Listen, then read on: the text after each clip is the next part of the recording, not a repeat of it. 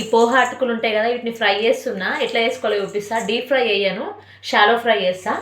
అయితే ఫస్ట్ ఒక ప్యాన్ పెట్టుకొని అది వేడైన తర్వాత కొంచెం క్రిస్పీ అవ్వడానికి ఫ్రై చేసుకోవాలి. నేను ఇట్లా కొలుచుకుంటా ఎన్ని ఉన్నాయని చెప్పేసి. ఇది ఒకటి, 2, హాఫ్ అనుకోండి, 2.5 పిడికిలు. అటుకులని 5 minutes డ్రై రోస్ట్ చేసి పక్కన పెట్టుకోండి. కొలుచుకోవడం ఎందుకంటే ఆయిల్ కరెక్ట్గా వేసుకోవడానికి. ఒక్క పిడికిల అటుకులకి 1 టేబుల్ స్పూన్ ఆయిల్ పడుతుంది. ఆయిల్ వేడెక్కిన తర్వాత పల్లీలు కాజులేసి ఫ్రై అయిన తర్వాత పచ్చిమిర్చి వెల్లుల్లి జీలకర్ర దంచి ఫ్రై చేసుకోవాలి. అవి ఫ్రై అయిన తర్వాత 1 టీ స్పూన్ అంత సాల్ట్ వేసుకొని తర్వాత కొంచెం పసుపు వేసి అది ఫ్రై అయిన తర్వాత లాస్ట్లో కొత్తిమీర వేసుకోవాలి. అది ఫ్రై అయిన తర్వాత లాస్ట్లో పుట్నాలు వేసుకోవాలి. పుట్నాలు డ్రైవి కాబట్టి నేను లాస్ట్లో వేస్తున్నా. తర్వాత అటుకులు వేసేసి ఒక 5 minutes హై ఫ్లేమ్ మీద మంచిగా కలిపి పక్కన పెట్టుకోండి. అవి చల్లారిన తర్వాతనే ప్యాక్ చేసుకోవాలి, తినాలి, అప్పుడే క్రిస్పీగా ఉంటాయి.